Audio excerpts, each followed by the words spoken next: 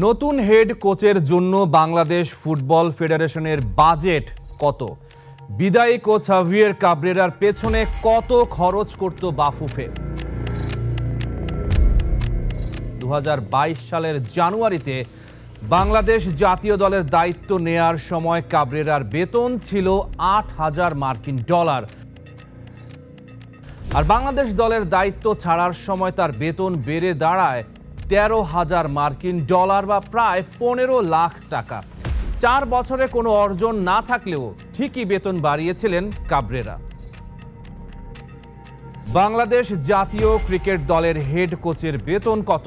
বর্তমানে টাইগারদের দায়িত্বে রয়েছেন ওয়েস্ট ইন্ডিজের ফিল সিমন্স।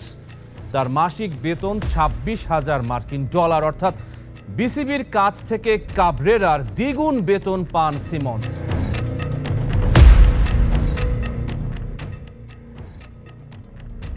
বাংলাদেশ ফুটবল ফেডারেশনের আয়ের মূল উৎস ফিফা এবং এএফসির অনুদান, স্পন্সর ও বাণিজ্যিক অংশীদারিত্ব, টিকিট বিক্রি, সম্প্রচার সত্ত্ব, সরকারি অনুদান, লজিস্টিক ও ব্র্যান্ড পার্টনার। হামজা সমিত্রা আসার পর ফুটবল নিয়ে বাংলাদেশে উন্মাদনা তৈরি হয়েছে। এএফসি এশিয়ান কাপ বাছাইয়ের 3টি হোম ম্যাচ থেকে বাংলাদেশ ফুটবল ফেডারেশন আয় করে $4 কোটি টাকারও বেশি। 3টি হোম ম্যাচের মধ্যে সবচেয়ে বেশি আয় এসেছে ভারত ম্যাচ থেকে $1,88,00,000 টাকা।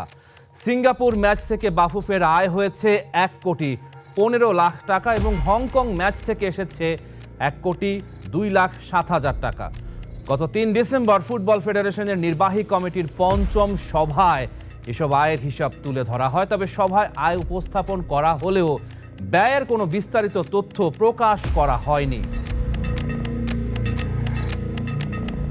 বাংলাদেশ ফুটবল ফেডারেশনের সভাপতি আমাদের তাবিদ আউয়াল, তার সাথে আমার কথা হয়েছে এবং কোচেস যে চয়েসের যে বিষয়টি সেটি নিয়েও আলোচনা হয়েছে। সো আমরা চেষ্টা করব যে আমাদের যে সীমাবদ্ধতা রয়েছে সেটাকে মাথায় রেখে পাশাপাশি আমরা সর্বোচ্চভাবে যাতে ভালো একজন উঁচু মানের কোচ যাতে আমরা নিতে পারি, যাদের মাধ্যমে আমাদের জামাল ভুঁইয়ারা, আমাদের যে সামিত সোম রয়েছে বা আমাদের ফাহমিদুল রয়েছে, আমাদের হামজা চৌধুরীরা আছে, তা আরও ভালো বেটার ফুটবল খেলতে পারে। এবং আমি মনে করি যে আমরা সেই জায়গা থেকে শতভাগ নিরপেক্ষ থেকে কোচের প্রতি সর্বোচ্চ স্বাধীনতা দিয়ে আমরা আমার বাংলাদেশকে যাতে আমরা একটি দীর্ঘমেয়াদী একটি পরিকল্পনার মাধ্যমে যাতে এগিয়ে নিয়ে যেতে পারি।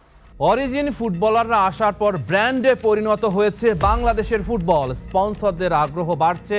সবচেয়ে বড় প্রমাণ, বাংলাদেশ জাতীয় ফুটবল দলের দায়িত্ব নিতে নামি দামি কোচদের সিভি জমা পড়েছে বাফুফেতে।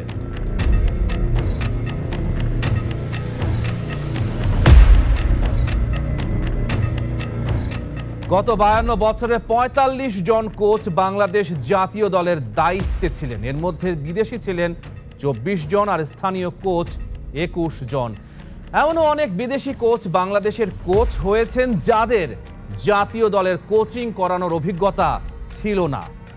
স্টর্ক এখন পর্যন্ত বাফুফেতে সিভি জমা দেয়া প্রার্থীদের মধ্যে সবচেয়ে হাই প্রোফাইল প্রার্থী। এই পদের জন্য 250 জনেরও বেশি আবেদন করেছেন। হাঙ্গেরি জাতীয় ফুটবল দলকে ইউরো 2016 এর শেষ 16তে নিয়ে যাওয়ার সাফল্যের কারণে বাফুফের সংক্ষিপ্ত তালিকায় থাকা শীর্ষ নামগুলোর মধ্যে স্টর্ককে অন্যতম হিসেবে বিবেচনা করা হচ্ছে। এখন ধরেন হাই প্রোফাইল কোচ যখন হলো সিভি জমা দিছে, তাদেরও কিন্তু হলো এক্সপেকটেশন থাকে। ওনারা কিন্তু হলো মেইনলি যে চাপে হলো অবকাঠামো, আমাদের কি লেভেলে, আমাদের ফ্যাসিলিটিস কোন লেভেলে আছে। আমরা কিন্তু এখন ন্যাশনাল ফ্যাসিলিটিটা আমরা খুব ভালো লেভেলে দিচ্ছি, সেক্ষেত্রে আমাদের সমস্যা হবে না। বাফুফে 2026 সালের 5 জুন সান মারিনো জাতীয় ফুটবল দলের বিপক্ষে বাংলাদেশের গুরুত্বপূর্ণ আন্তর্জাতিক ম্যাচের আগেই নতুন ম্যানেজার নিয়োগ দেওয়ার লক্ষ্য নির্ধারণ করেছে। তবে আরেকটি বড় প্রশ্ন থেকেই যায়, স্টর্কের মতো মর্যাদাবান একজন কোচকে বাংলাদেশের পরবর্তী প্রধান কোচ হিসেবে নিয়োগ দেওয়ার মতো আর্থিক সক্ষমতা কি বাফুফের রয়েছে? স্টর্ক অথবা আন্তোনিও কনসেইসাওয়ের সঠিক বেতন কত তা নিয়ে বর্তমানে কোনো প্রকাশ্য তথ্য নেই, কারণ পেশাদার ফুটবলে কোচিংয়ের চুক্তির বিষয়গুলো সাধারণত গোপন রাখা হয়, বিশেষ করে ক্লাব পর্যায়ের ক্ষেত্রে। বড় কোনো সংবাদ মাধ্যমে ফাঁস না হওয়া পর্যন্ত সাধারণত এসব তথ্য জানা যায় না। কিছু প্রতিবেদনে বলা হয়েছে নাইজেরিয়া জাতীয় দলের দায়িত্ব নেয়ার জন্য কনসেইসাও প্রতি মাসে $1,20,000 বেতন চেয়েছিলেন, তবে তার প্রতিনিধিরা তা অস্বীকার করেন। Rahman pair, star news.